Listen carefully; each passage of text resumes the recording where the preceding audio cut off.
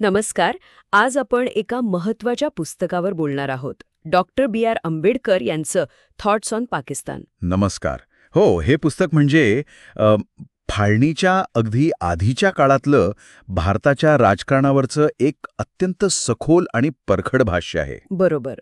म्हणजे त्यावेळची परिस्थिती, पाकिस्तानची मागणी जोर धरत होती, या सगळ्यावर आंबेडकरांचे विचार आपल्याला यात वाचायला मिळतात. अगदी. आणि हे फक्त एक ऐतिहासिक विश्लेषण नाहीये. तत्कालीन समाज, राजकारण, धर्म या सगळ्या गुंतागुंतीच्या धाग्यांचं प्रतिबिंब आहे यात.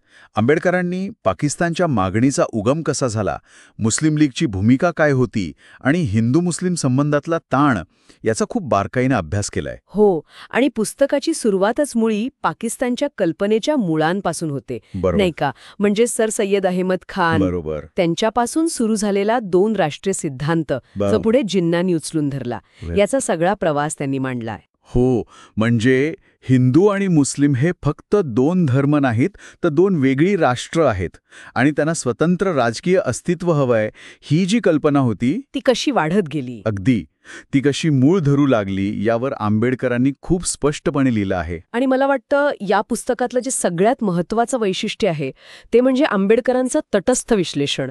म्हणजे त्यांनी फक्त एका बाजूची गोष्ट नाही सांगितली. नाही, अजिबात नाही. हेच तर आकर्षक आहे.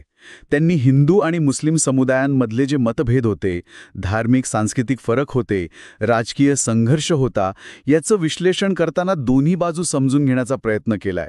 म्हणजे मुस्लिम लीगची भूमिका तर आहेच, पण काँग्रेसच्या धोरणांवर, तत्कालीन हिंदू नेतृत्वाच्या दृष्टिकोनावर पण त्यांनी तितकीच चिकित्सक टिप्पणी केली आहे. म्हणजे त्यांनी कोणाची बाजू न घेता, काय म्हणतात त्याला, एक त्रयस्थपणे पाहण्याचा प्रयत्न केला. अगदी. दोन्हीकडचे जे राजकीय अंतर्विरोध होते ते खूप स्पष्टपणे मांडलेत आणि फक्त समस्या नाही सांगितली, तर त्यामागची कारणं काय असू शकतात याचाही शोध घेतलाय. पण मग एकीकडे हे विश्लेषण करत असताना फाळणीच्या संभाव्य परिणामांबद्दल ते साशंक पण होते असं दिसतंय. हो, नक्कीच. त्यांना खूप मोठी चिंता होती. म्हणजे फक्त राजकीय सीमा आखून हे प्रकरण संपणार नाही, याचे गंभीर सामाजिक, आर्थिक परिणाम होतील. हिंसाचार होऊ शकतो. बरोबर. हिंसाचार, मोठ्या प्रमाणावर लोकांचं स्थलांतर, त्यातून होणारं मानवी संकट आणि दोन्ही देशांचे भविष्यातले संबंध कसे असतील, या सगळ्याबद्दल त्यांनी गंभीर चिंता व्यक्त केली होती. म्हणजे फाळणी हाच एकमेव किंवा सर्वोत्तम मार्ग आहे का, हा प्रश्न त्यांच्या मनात होता. हो, त्यांनी हा प्रश्न उघडपणे विचारलाय. आणि या सगळ्या चर्चेच्या केंद्रस्थानी त्यांनी कोणता मुद्दा ठेवला असेल, तर तो म्हणजे लोकशाही आणि अल्पसंख्याकांचे हक्क. हा, तर त्यांच्या विचारांचा गाभा आहे, नाही का? अगदी. त्यांचं म्हणणं होतं की ठीक आहे, जर फाळणी झालीच तर जी नवीन राष्ट्र बनतील त्यात अल्पसंख्याक राहतीलच, मग त्यांचं स्थान काय? त्यांचे अधिकार कसे जपले जातील? बरोबर.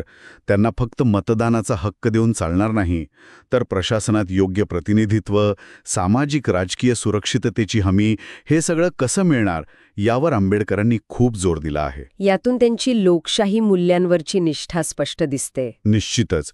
आणि मानवी हक्कांसाठीची त्यांची तळमळ पण दिसते.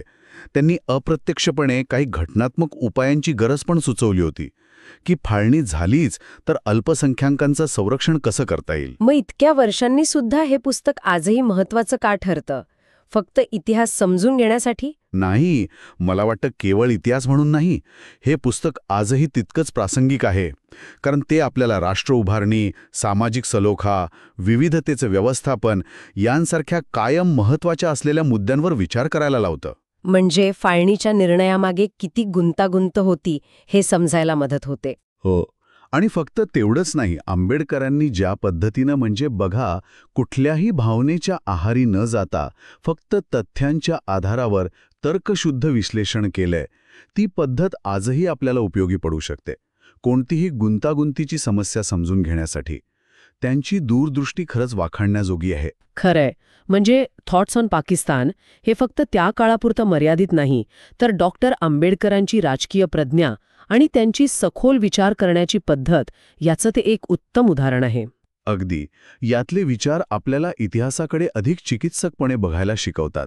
तर आजच्या चर्चेतून हे स्पष्ट होतं की थॉट्स ऑन पाकिस्तान हे पुस्तक भारताच्या इतिहासातल्या एका अत्यंत महत्त्वाच्या वळणावर डॉक्टर आंबेडकरांनी केलेलं एक सखोल चिंतन आहे. हो. आणि जाता जाता एक विचार करण्यासारखा मुद्दा आहे. आंबेडकरांनी त्या काळात अल्पसंख्याकांच्या हक्कांबाबत आणि संभाव्य परिणामांबद्दल जी चिंता व्यक्त केली होती त्या चिंतनाची आजच्या काळात, म्हणजे जिथे राष्ट्र उभारणी आणि विविधतेने नटलेल्या समाजांसमोर नवी आव्हानं आहेत, तिथे काय प्रासंगिकता असू शकते? त्यांचं विश्लेषण आजही मार्गदर्शक ठरू शकतं का?